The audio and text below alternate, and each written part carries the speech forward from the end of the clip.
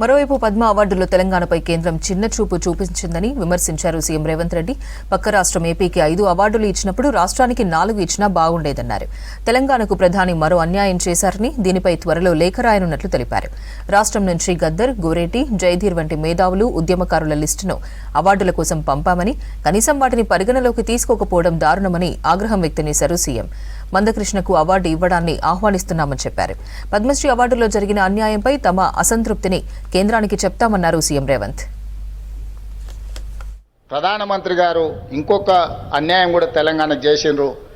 మేము పద్మభూషణ్, పద్మశ్రీ అవార్డుల కోసం కూడా తెలంగాణ సమాజానికి ప్రతీకలైన గద్దర్ గారి పేరు, చుక్కా రామయ్య గారి పేరు, అందశ్రీ పేరు, గోరెటి వెంకన్న పేరు, జయతీర్ తిరుమలరావు గారి పేర్లు, వీటన్నిటినీ రాష్ట్ర ప్రభుత్వం నుంచి మేము ప్రతిపాదన ఇచ్చినాం.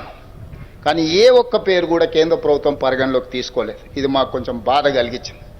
మిత్రుడు మందకృష్ణ మాదిగకి ఇచ్చినందుకు మనస్ఫూర్తిగా నేను అభినందిస్తున్నా. కానీ కేంద్ర ప్రభుత్వం గద్దర్ను, చుక్కా రామయ్య గారిని, జయ జయ హే తెలంగాణ అందించిన అందశ్రీని, గోరెటి వెంకన్నను, జయతీర్ తిరుమలరావు గారిని అసలు పరిగణలోకే తీసుకోకపోవడం అనేది ఇది మన తెలంగాణ సమాజానికి కొంత బాధ కలిగించే అంశము.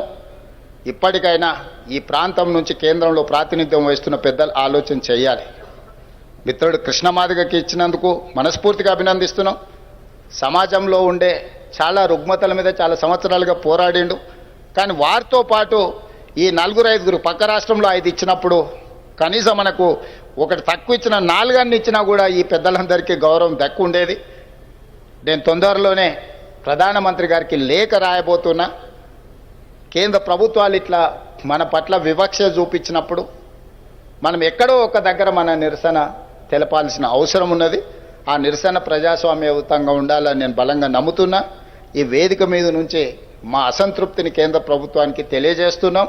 తప్పకుండా కేంద్ర ప్రభుత్వానికి ఈ అంశాల మీద రాష్ట్ర ప్రభుత్వం లేఖ రాస్తుంది.